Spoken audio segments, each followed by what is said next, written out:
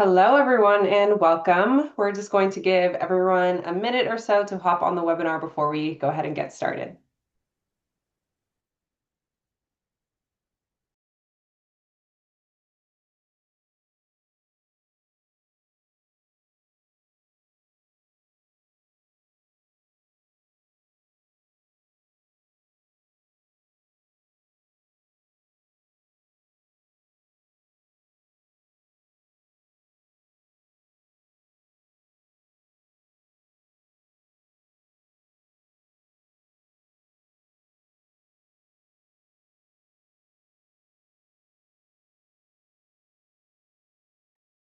Okay, hello, everyone, and welcome to Critical Path Institute's Rare Orphan and Pediatric Disease Programs webinar series. My name is Dominique Cruz, and I'm the Senior Project Manager for RDCA-DAP. And it's my pleasure to welcome everyone to today's webinar, From Vision to Reality, 6 Years of RDCA-DAP, Driving Drug Development Solutions and Innovations in Data Sharing. Before we begin, I'd like to go over a few housekeeping items.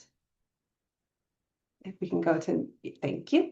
If you have any questions throughout the presentation, please place them in the Q&A chat box. All participant lines are muted to help reduce background noise. This presentation will be recorded and made available on CPATH's YouTube channel. And if you have any other questions throughout the presentation, feel free to email us at the email listed here. And with that, it's my pleasure to introduce our two speakers today, Dr. Alexandra Bretonnet and Dr. Heidi Grabenstatter, Executive Director of RDCA-DAP and Scientific Director of RDCA-DAP. And I'll hand it off to you guys. And you're muted, Alex. That's how you start a webinar. Thanks everyone for attending. Really excited to present an update on RDCA-DAP today. We go briefly through reiterating the vision of RDCA-DAP and our achievements to date. And then we're going to focus a lot on our impact on rare disease, followed by a discussion with our panel today, and also addressing your questions at the end of this webinar. Getting back to the idea behind the Rare Disease Cures Accelerator Data and Analytics Platform, or RDCA-DAP. It started upon discussions initiated by the FDA with the Critical Path Institute. The discussions were around what CPATH could be doing for all rare disease. From there came the idea of the RDCA-DAP platform, a place where we would help rare disease communities centralize their rare disease data to break silos in data, but also open up that data for access through a public interface and actively promoting data sharing through that platform. The idea behind that is to help clinicians and scientists across the world access the rare disease data to inform the development of drug development solutions, to facilitate and accelerate the development of therapies for rare disease patients, and accelerate the understanding of rare disease progression. The RDCA-DAP platform is there to maximize the use and the utility of rare disease data through that public interface accessible worldwide, hoping that we are going to help users accelerate understanding of rare disease and optimize clinical trial design. The program team is there to promote data sharing, but also to leverage the data we accumulate in the platform to develop our own solutions for rare disease, and finally act as an incubator within CPATH Rare Orphan Disease Program to start new activities or take a look at where there is potential out of the growing database. So going through everything we achieved since 2019, the RDCA-DAP started under an FDA funding for 5 years. That was renewed for another 5 years in 24. So that started in 2019, really from scratch. But from the get-go, we had a partnership under the RDCA-DAP grant with our colleagues from the National Organization for Rare Disease. Between 2019 and 21, it was really the groundwork, building up the platform, starting to work with the IAM Rare registry from NORD to see how we could connect in the future IAM Rare to RDCA-DAP, an early start of our collaboration with Vivli, a clinical trial data sharing platform, but also a lot of outreach to start communicating about what we wanted to do and start getting some data sharing to the platform. That led to the public launch late 2021 the platform at that time had fully integrated clinical data capacities with the proper analytical tools for the users to analyze patient-level data. We also completed that year the first iteration of the interface between IMRARE and RDCA-DAP. We also, at the time, already had an ongoing and fruitful partnership with the Friedreich's Ataxia Research Alliance. Going from 21 to 22 and 23, this was really a period of continuing to grow our data acquisition, continued to grow the capacities of the platform, but also start developing activities leveraging the database under the RDCA-DAP program. In 22, we launched an interface, a public interface or platform landing page for spinocerebellar ataxia consortium, CPTA, to help their users get an easier entry into the RDCA-DAP where the ataxia data is. We also started to build some new tools for the platform, including our ontologies, or data ontologies, or knowledge graph, a cohort builder to analyze metadata, and we also started some collaborations, including with RedX. In 23, all of that obviously continued, but also some milestones, such as a master data contribution agreement with Ultragenyx, with a first sharing of a clinical trial, and with the ability to do more under the same agreement. We started to help our growing rare and orphan disease program with their data sharing conversations to help them accumulate data in RDCA-DAP. The CPONT ontologies, meaning CPAF ontology system for the platform, was officially released and is open source. We also started to do some disease progression modeling in Friedreich's ataxia and PSP. Fast forward to 24 and then 25. Again, data sharing, growing the database, growing the capacities, that always continues. But also we started to do more and more of drugs, solutions development building. That really has been a new focus of us since 23, and this is continuing. In terms of data sharing, we signed a new agreement in 24 with Biogen and Vivli to facilitate integration of Biogen clinical trials into RDCA-DAP, a new master contribution agreement with the Stanford Registry. In terms of tooling, we opened up access of the first drug development tool, which is a trial simulation tool for Duchenne muscular dystrophy that is now accessible on RDCA-DAP and has been actively used by industry to inform their trial design activities. We also really recently finalized a first version of imaging capacities to enable raw images integration into the platform, as well as analytical work. Our cohort builder was launched. A first iteration of the knowledge graph was also completed between 24 and 25. Nords in 24 released their first series of educational videos. We will go back to that. Also, a lot of drug development solution building. We started a submission in Friedreich's ataxia for a trial simulation tool. The official submission started in 24, and right now we are preparing a briefing package, but also a lot of work under the different task forces that we have now under the program. So the platform, we're not going to discuss extensively what is the platform and the tools. We have other resources for that. You can go on the website, the link is there. You can have access to FAQs and tutorials, as well as other webinars we did throughout the years to understand the platform. The best to understand the platform is to use it. It is free. You can create a login, take a look at the data catalog, make a request for access to patient-level data, and test out the tools that we provide to our users. The database, as of today, we cover, I think, over 42 different rare diseases for which we have at least one data set. That data comes from the US, but also from Australia, Latin America, Europe, and the UK.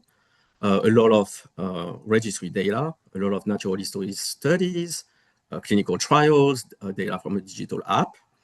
We have a lot of single data set for a single disease, but we do have areas of concentrations, including in ataxias, including rare epilepsies, polycystic kidney disease, and also really we're starting to grow a lot of data in the muscular disease, neuromuscular disease space.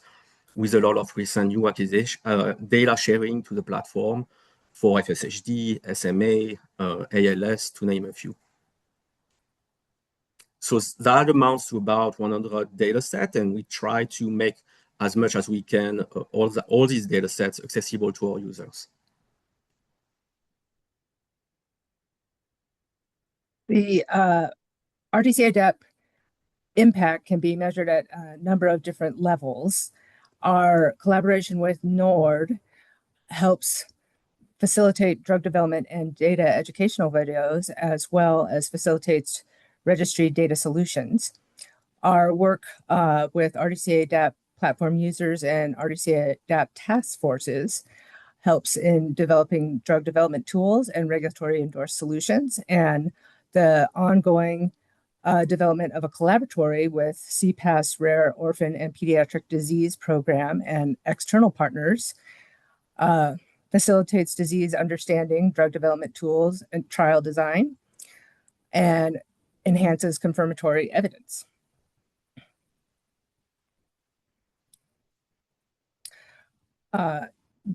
I'll dig in more to share some of the impact that our NORD partners have developed in their education and registry solutions. In the next slide. NORD's education curriculum includes a 3-part series entitled Rare Disease Drug Development Series, What Patients and Advocates Need to Know. It is a free course that you designed for patients and caregivers, and you receive a certification of completion upon the completion of the course.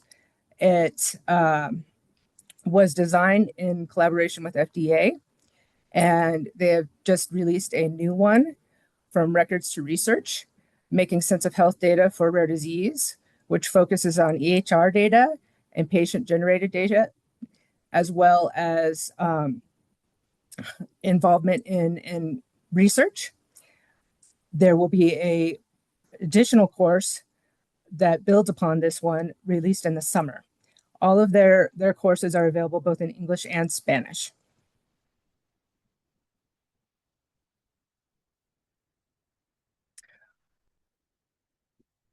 RDCA-DAP collaborated with NORD to fund the IMRare registries. There are currently 7 funded registries launched to date, but 16 registries total are going to contribute data from IMRare to the RDCA-DAP platform. But of note, they have recently released an RFP for 2 new registries that will be open until January 10th and will be funded via the RDCA-DAP funding mechanism. So take a look, and the link is here.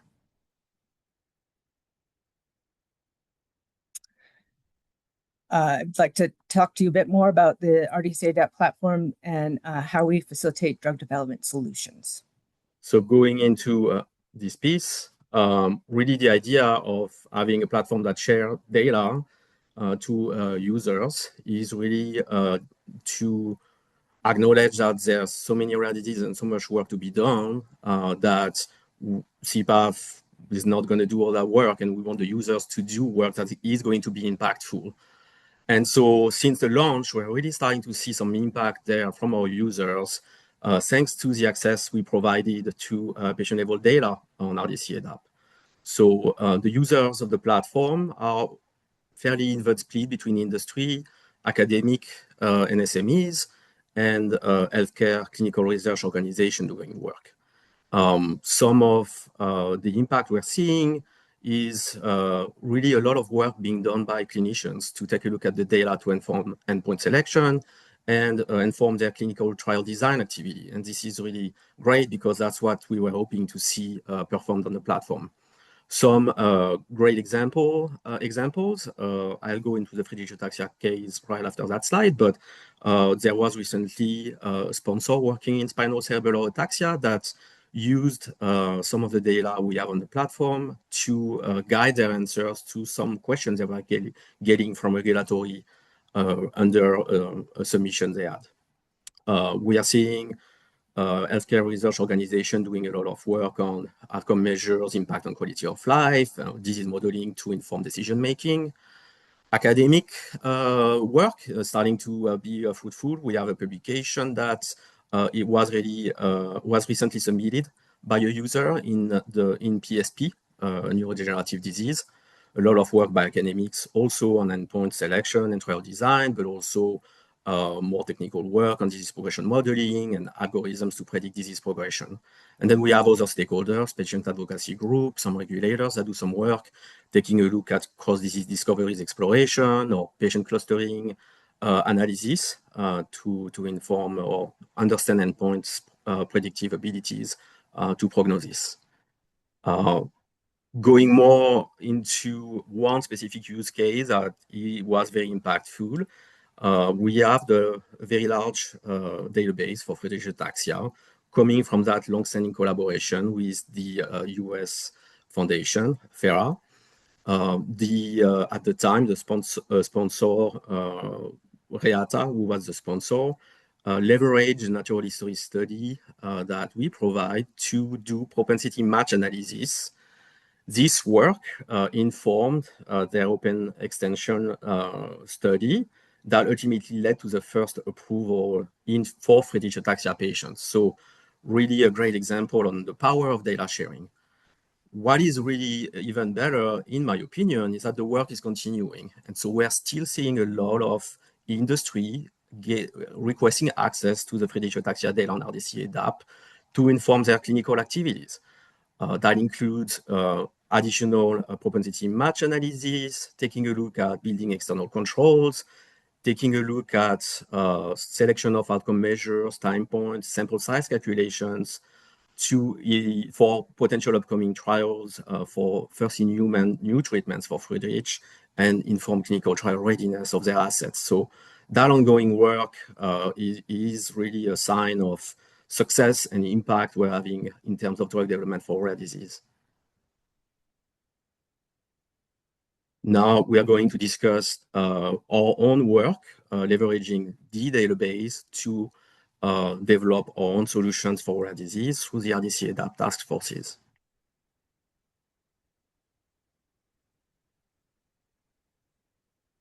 RDCA-DAP works to construct drug development tools from shared data and expanding disease areas via task force efforts. These are small-scale public-private partnerships that convene industry, KOLs, and foundations in a pre-competitive neutral environment.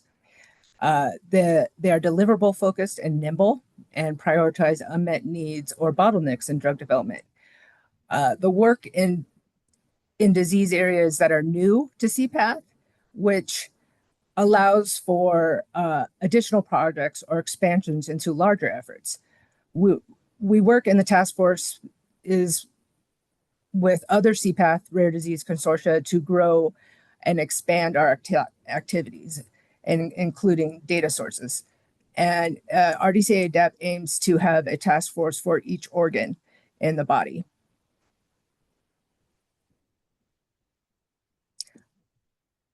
The benefits of the task forces are that neutral environment I mentioned, which provides a collaborative environment to enhance alignment between stakeholders and provides regulatory context for members. It also gathers stakeholders' input to maximize progress.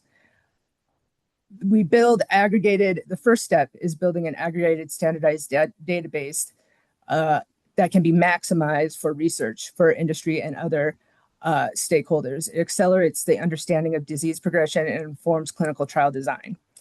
Task forces output include drug development tools, which reduce costs and shorten timelines for sponsors and expedites the development of new therapies for these rare disease areas.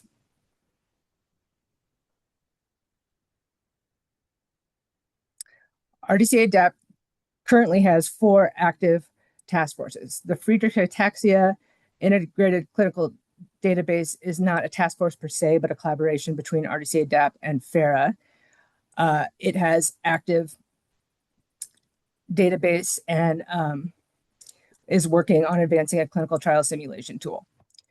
PSP and PMD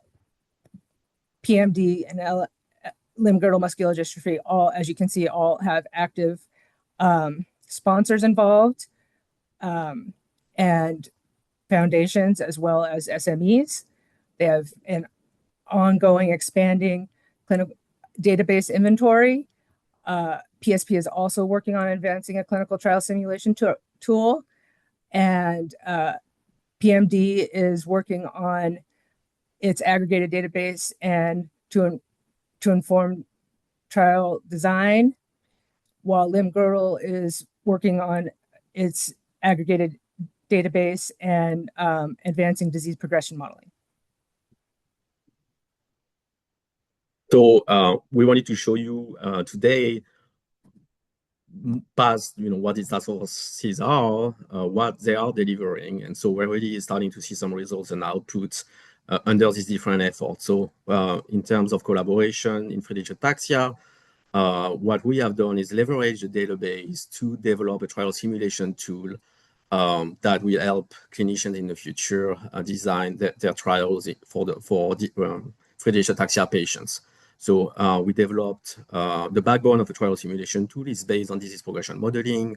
We completed base models using 2 dependent variables, including the scale that is used in clinic to assess the patients, the mFARS.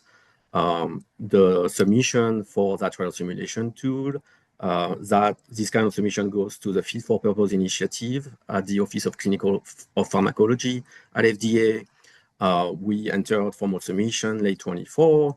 We continue to advance the models and the package, and we are aiming to submit or go back to the agency and submit a new version of the modeling package for the trial simulation tool in Q1 next year. The Progressive Supranuclear Palsy Task Force, we had good clinical trial data in the database and a natural history study. So we developed that task force with Novartis at the table and hopefully more industry to come. We are advancing disease progression modeling. The idea would be to develop a drug development tool, maybe a trial simulation tool. We have started to work on the base models using the clinical scale as a dependent variable. Additionally, and that's an opportunity for these efforts, our members were asking us to take a look at additional exploration, and this is a place for that. So what we did, actually, what our scientist, Ming, in the team did, is to analyze the scales. So there is a clinical scale for PSP, again, a rare neurodegenerative disease. That clinical scale has different variations with more or less items. So he took a look at different versions of the scales and their ability to track, 1, rate of disease progression, and 2, ability to predict survival. So for what you see here, that heat map is really a snapshot of new results. It's hard to see, but each of the tiny square in the heat map is a patient in the database at a particular time with a given score on the clinical rating scale. And by color, from yellow to blue is the amounts of remaining months the patient may survive according to the analysis. So just an example to show you part of the work that is being done and continues to advance. And we have a great dynamic right now with that effort. So really, I think next year is going to show a lot of progress and new results for that disease.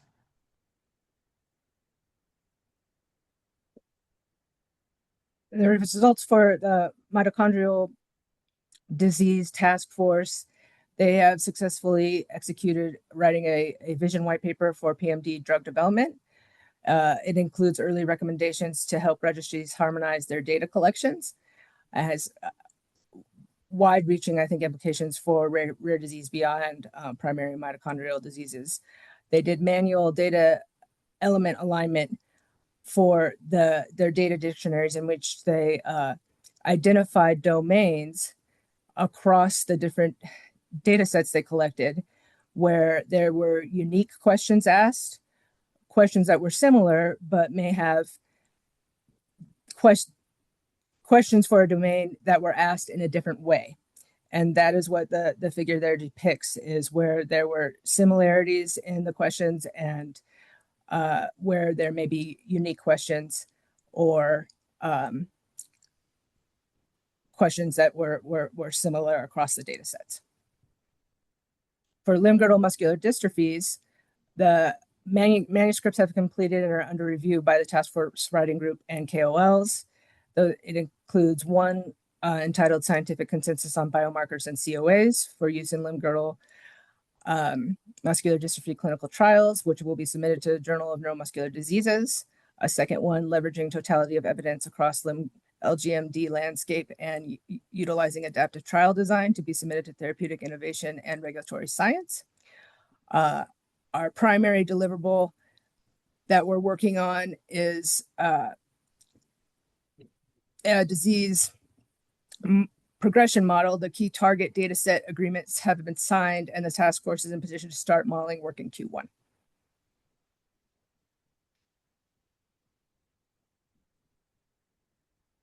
I will discuss a bit about the work our DCC team is working on for ontology solutions for rare disease.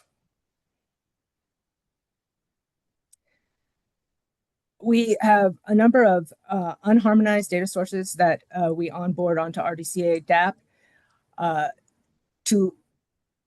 We match these data sets with ontologies that are standardized to disease and phenotype. And then these data sets are built into knowledge graphs, which allow for searchability and data analysis.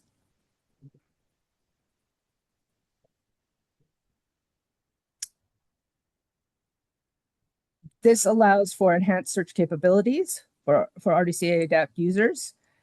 That includes enhanced fair search and cohort builder capabilities, and users can view patient counts for semi-standardized concepts, both by a single data set or data collection. Ontologies have applications for DEE data have also been analyzed by the DCC team. A revised classification of definitions of epilepsy terms in Mondo disease ontology has been done, and a paper has been accepted to the database journal. And the team has been working to aggregate and analyze data with RareX, which revealed unique and shared clinical features across the data sets, including differences in between age groups in some of the unique DEE data sets that we've been looking at. Broader impact of these analyses that the DCC team have been doing include both internal learnings and discovery. So the data-driven grounding that this presents helps create new opportunities leading to future task forces and drug development solutions. And you can see here on the right, there is an upcoming paper that was just recently accepted. I think it's going to be accessible next year.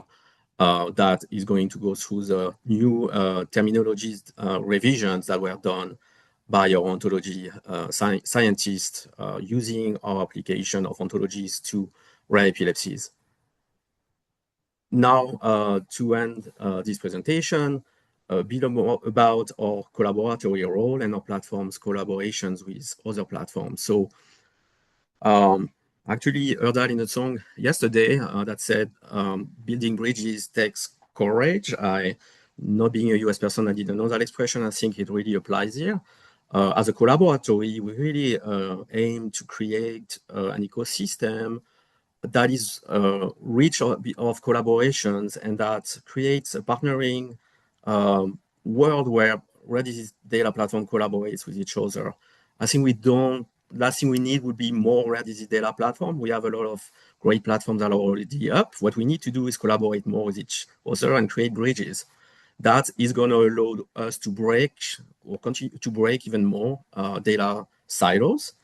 In turn, it provides an increased amount of data that we can leverage for collaborative solutions that we can develop for rare disease patients. So some examples of what you do as a collaboratory with external partners. We already mentioned Node and the IAM-RARE interface that really allowed us to have more registry data into RDCA-DAP. That work is continuing with new registries that we help Node support developing in the early phase of setting up new registries.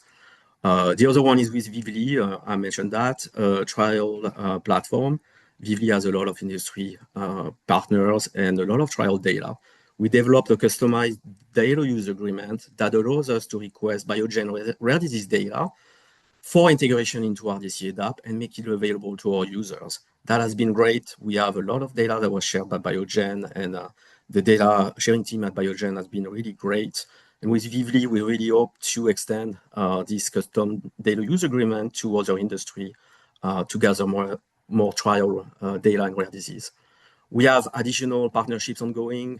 We mentioned REX and the aggregation of data using ontologies. You will hear more about that next year. We are starting to build an active exchange interface with the Matrix platform. Jason and his team has about 100 groups that have their registry data with them. So that's going to be another way for us to potentially gather registry data and create new scientific opportunities. We also have a collaboration with Pulse InfoFrame in polycystic kidney disease, working on international aggregation of data. That also has reached the point where a publication is soon to start. We're hoping to start. I was talking with our PKD team, and they're hoping to start writing a publication next year. And then finally, Citizen Health, a recent partner. We just signed a master contribution agreement with Citizen, and we're looking forward to more collaboration with them as we go along. Finally, wouldn't be an RDCA-DAP webinar or communication without telling you share data to our platform. I hope we convinced you during this presentation about the power of data sharing and all the great impact we can have leveraging the rare disease data that is shared to RDCA-DAP. So you can find it on the website. If you're interested in sharing data, please reach out to us. So thank you for attending this presentation. Now we're going to move to a panel discussion. We're going to have a few questions and a small discussion with our panelists today, but we will address all your questions. So please do write in your question in the Q&A chat box on the Zoom. So it's my pleasure to introduce you to Federico Alvarez from Spain, Veronica Miller from the Forum Research, a US entity, and Neha Gandhi from BridgeBio, a company working in GMD, among other pipelines. I will stop sharing now and let Heidi start our discussion. Yes, it looks like we don't have too many questions from the audience. I'm going to start with a couple of our questions. And Neha, would you mind telling us a little bit more about yourself and your role at BridgeBio? And then I'll follow with a question. Sure. Thanks, Heidi. And thanks to the CPath team for having me. I'm Neha Gandhi, and I lead global patient advocacy at ML Biosolutions, which is a BridgeBio company. I've spent over 20 years working in rare disease across advocacy, policy, and clinical development. And one thing that has remained constant is that people living with the conditions that we serve need to be part of the work from the very beginning. Their lived experiences shape better questions, which leads to better data and ultimately to better decisions. And that's why this task force and RDCA-DAP matter so much to us, because when we share what we know, when we listen to people who are living with the science every day, progress isn't just faster, it's more meaningful. And that's really what I've been working on. My focus has been on building partnerships and frameworks that make that type of progress possible. So that's the perspective I'm bringing to the esteemed panel, and I'm really glad to be part of the conversation. Building on your work with the LGM task force as an industry partner, ML Bio was one of the first partners to share data with the LGMD task force. How does your participation help the company learn from other natural history studies? And what are the benefits of sharing ML Bio data to RDCA-DAP, in your opinion? A great question, Heidi. And for us, participating in the task force has really highlighted how important it is for communities to build a shared evidence base. And advocates have been clear to us, that when data live in isolation, their impact is limited. But when we pool information, especially natural history data, we can give the field a much stronger foundation to start to understand, progression, compare across subtypes, and design better studies. And that's what guided our decision to really contribute the data set with RDCA-DAP. We approached it very carefully. We sent over de-identified data. We were thoughtful with regards to the standards, that the task force had set aside. But that process also underscored something that the patient groups had emphasized, that patient and caregiver insights really had to be involved from the very beginning. And that was also, as much as we know it, once you get together in a task force like this, you really understand the impact of what that can mean, because patients and patient advocates understand truly the burden of that data collection, and they know where the gaps exist, and their expectations can now help shape data that will actually be useful once it's shared. So at this point, as we are the first company to contribute to the platform, that means we haven't really had a chance to learn yet from the power of this cumulative data set, but the work is aspirational. And that's why we shared. That's why we shared intentionally. And we shared early because we wanted to sort of motivate everybody to kind of get on board. And we really think that as those data sets start to be shared, and you've outlined that there's a number of agreements signed and people are starting to come on board, that we think that the harmonized view of this data will become clearer, right? And that will help us build that cumulative insight, and we think accelerate progress in terms of development. And that's what we think is going to be really powerful. And I'll close with just one more thought about equity. Advocates have really raised to us that there's an equity dimension when it comes to data sharing. So a shared resource helps give smaller organizations and less resourced, in our situation, less resourced subtypes, access to the same starting point, right? So that's what we think is also really important. It reduces duplication and lowers the barriers for new researchers. So from our perspective, that participating in the task force and sharing our data is about aligning with what the community has been asking for: transparency, collaboration, and commitment to making each patient's contribution go beyond a single study. I love that you highlighted a number of, the early vision points of RDCA-DAP and what we were hoping to accomplish. But also those equity points. And a lot of our stakeholders from the patient advocacy groups were hoping that these data could be used for junior investigators. Exactly. And to give them a starting point in what is an ultra rare field when you actually look at the LGMDs as subtypes, and to help them get their career started. Thank you, Neha, for your insights. I much appreciated. Veronica, would you spend a moment telling us a bit about Forum and your role there? Great. Thank you so much, Heidi. And first of all, let me congratulate you and Alexander and the whole CPATH team for all the progress you have made with this platform. I've been following it since its inception, and it's amazing how it has really been nurtured, and it shows how it is blooming and really making an impact. So my absolute congratulations to you.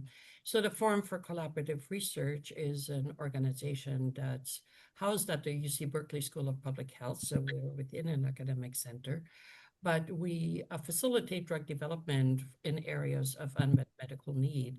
Some of these are rare diseases, others are not, like hepatitis, chronic hepatitis B, and also steatotic liver diseases. But we work on inherited retinal diseases and rare liver diseases, such as biliary atresia, PFIC, PSC, for example.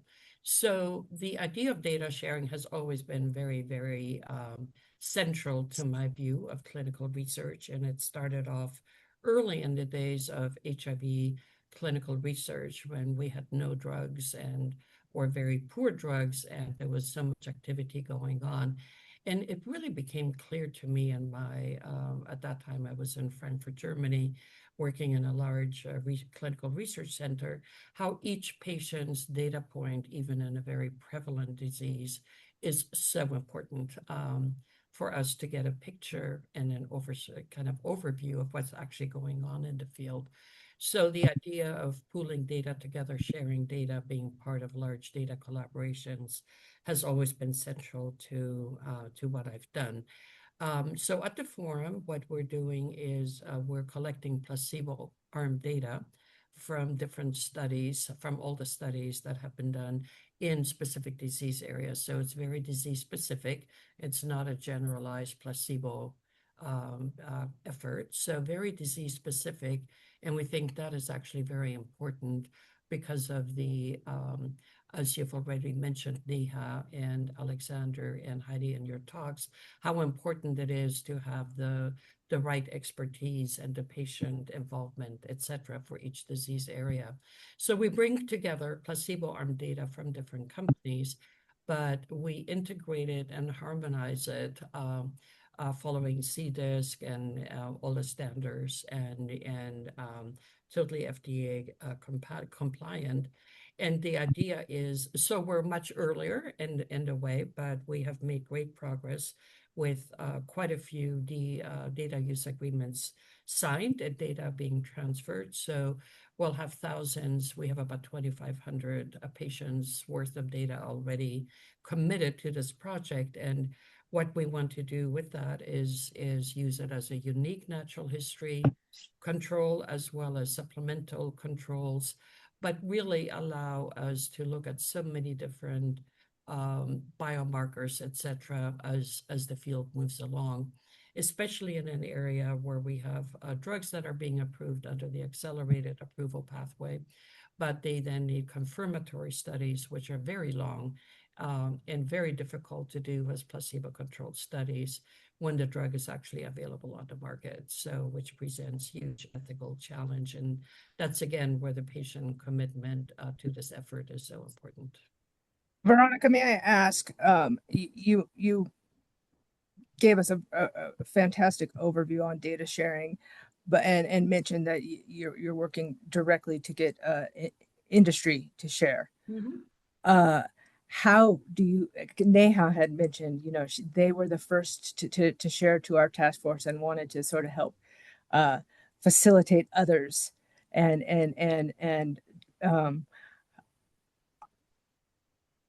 be collaborative and where sometimes industry can be resistant.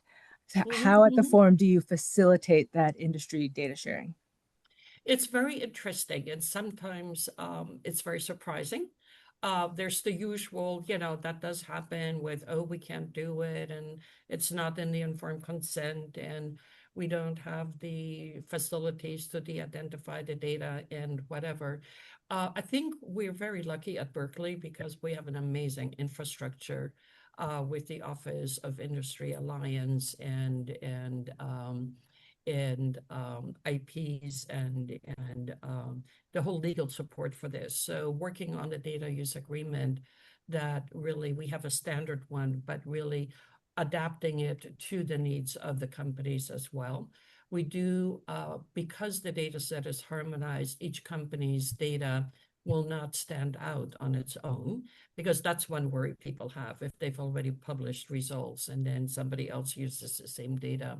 And, every time you do an analysis, it's so dependent on exactly what your input is, right? And the assumptions you make for your analysis.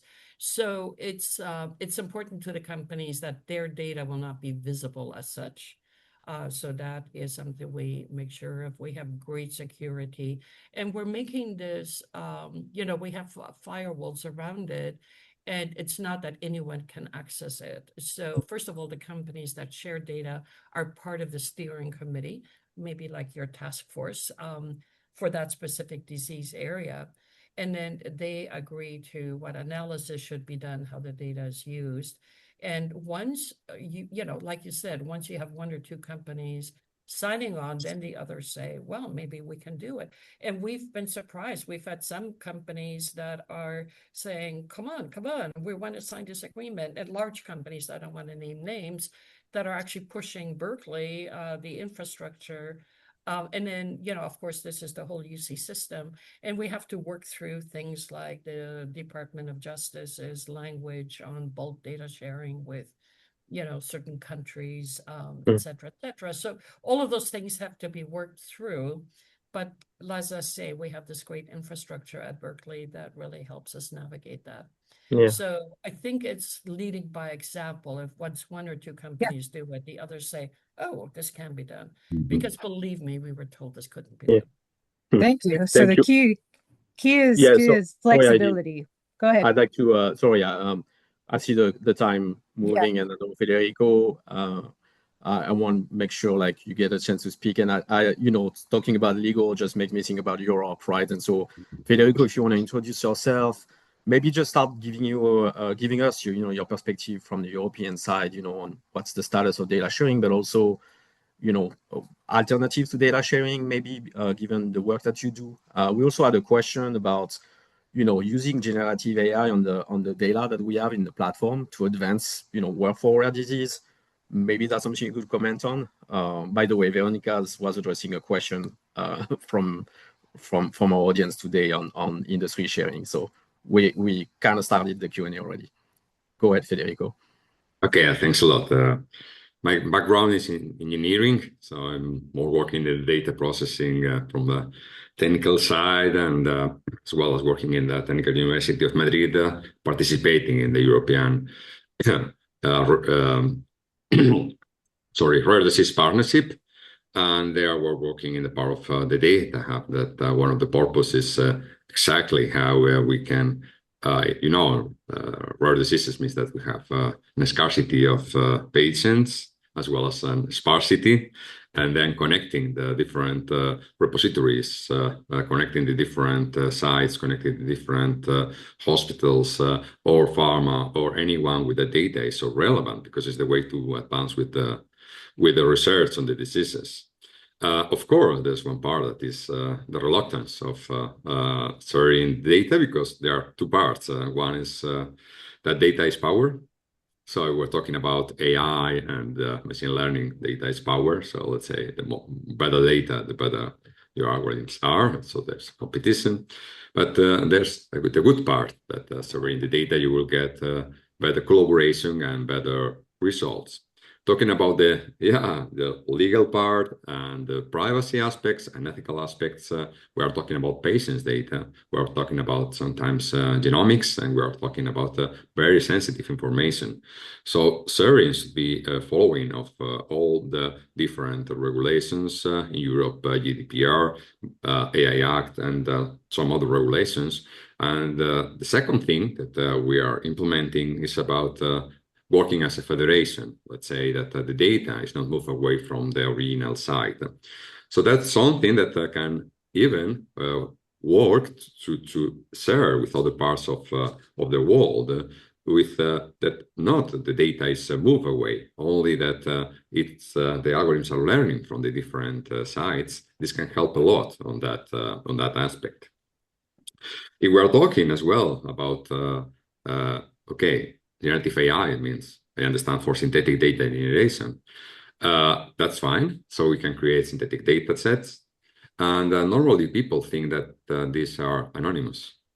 But that's not the truth, because with synthetic data, you can trace back and get some of the features and maybe identify some of the features of the patient. So that means that as well, the synthetic data should comply with different regulations. Of course, there's a way to augment data, to have different cohorts, and that's a very, very nice thing for rare diseases, especially for studies. There's one of the big interest in that the regulatory bodies accept synthetic data for the control branch of the studies, because of then we don't need to use the real patient data for the normal branch. But that's something that can help as well.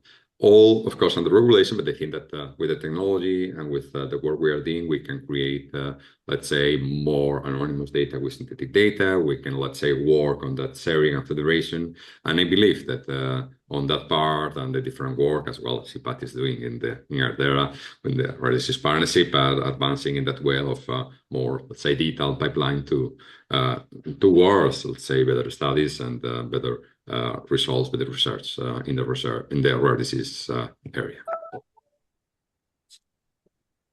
Thank you, Federico. We have a few very pointed questions to us. I don't know, did you have any other question for our panelists? I think we have time for one or two, because I can go very fast on the audience question for me.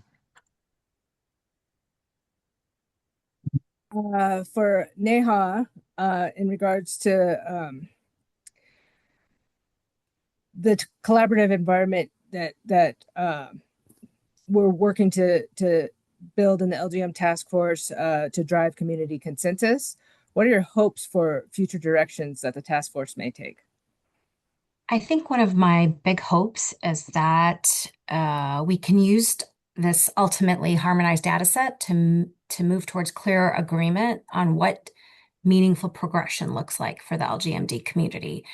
And that can't be sort of defined by clinical data alone. So advocates and clinicians have been super clear, very clear, that the first signs of change show up in day-to-day life, like mobility, endurance, fatigue, tasks that become harder. And that's where thoughtful clinical outcome assessments really are important and essential. And those COAs, have to be driven by these lived experiences that come from these harmonized data sets. So my hope is that the task force is a place where this kind of harmonized data, clinical outcome assessments, insight, and lived experience come together to build a better map that is truly useful, actually useful, and that helps us make smarter, more meaningful decisions for the LGMD community. It's super aspirational, but I hope doable. Yeah, we like aspirational. Yeah. Thank you. Federico, do you have an example? We shared some examples of how to utilize shared data.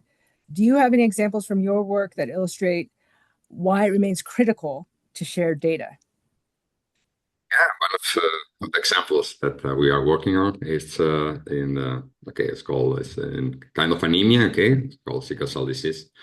And more or less, they're estimated that in Europe there are like 30,000 patients, and distributed around more than 100 centers, So you can imagine that every center working with, 80 patients in total, if you try to study or you're trying to get any statistics is quite difficult. So what we did is to have, let's say, and propose a data platform, a federated one, and try, let's say, to have the data together from different centers, aggregated, and then we're able to create, let's say, at least 3,000 patients' data. That means more or less 10% of the representative population in Europe of that disease. And we try to do that and follow the regulatory principles, and everything took us some years. But the reality is that currently we're able to work and perform a lot of studies there. And there was the first time that we were able to really get some nice results that with 80 patients in your own hospitals you cannot do. And even the hospitals and with the pharma, they are happy that they can do common publications and some things that are enhancing the way that we have with the disease. So that's a way that to have it, that federation of data and with federated registries, and that's something that I'm very proud of that we work with that in the last years. Wonderful. Alex, do you want to try to attack these pending questions from the audience? Yes, I mean, I think we're going to end up with the last question I'm seeing, someone that I know, and I think it's a good question to all panelists. What is your metric of success? And how would you consider sharing successes with all the stakeholders? I think for us at BridgeBio, we made a decision internally, and I'll tell you, it wasn't an easy decision. So we talk about industry making decisions to share, but ultimately we knew this was going to move the field forward. So for us, a metric of success is actually getting to that harmonized data set. So getting other partners to share and have some momentum behind that would feel like we're moving forward. So that would be one metric of success for us. And to be able to query that data set, so to have it be useful. Right. And for us, I think it's very much the same. It's obviously the willingness, which we're seeing a huge uptake on the willingness to share the data, but then to also apply this model to other disease areas like the PSC and other rare diseases we work with. Initially, you have to kind of be very focused and say we can show that we can do this in one disease area, but to really expand that model and show how the data ownership by those that contribute the data and bringing in the industry brilliant data analysts and statisticians, as well as people from academia and again, Berkeley, I cannot but keep saying it's such a great campus to be working with, to really see how we can respect each patient's contribution to a trial by using the data in as many different ways as possible.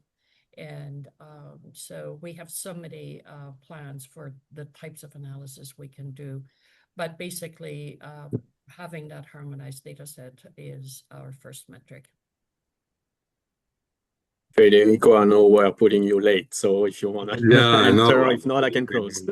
But I would support really that message. I second that message. That another part I forgot to mention is about the data harmonization, to have the same CRF, the same scheme, the same ontology with the scheme, because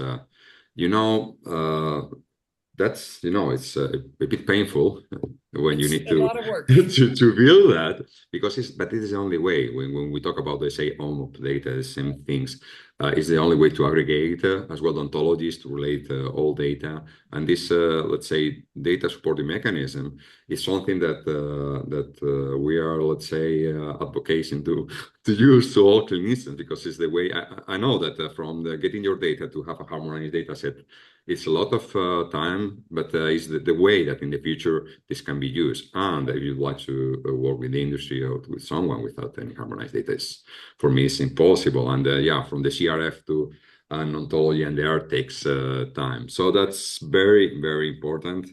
And as well, another part that I think would be nice would be to have as well, let's say, some of the automatic way of tools that are helping you to build that. I think that the industry, our researchers are working a lot in the world on this. So this process to be automatized, I think in 3-5 years we'll see it. Okay. Right. And I need to leave to my next. Yeah. Thank you so much. See you around. And just to close, it's time of the year, so I think it's a Merry Christmas, everyone. If I can make that slide back up.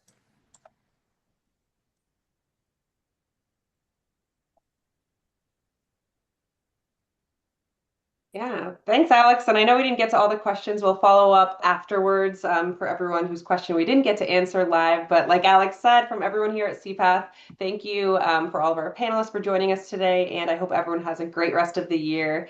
And we'll see you all in 2026.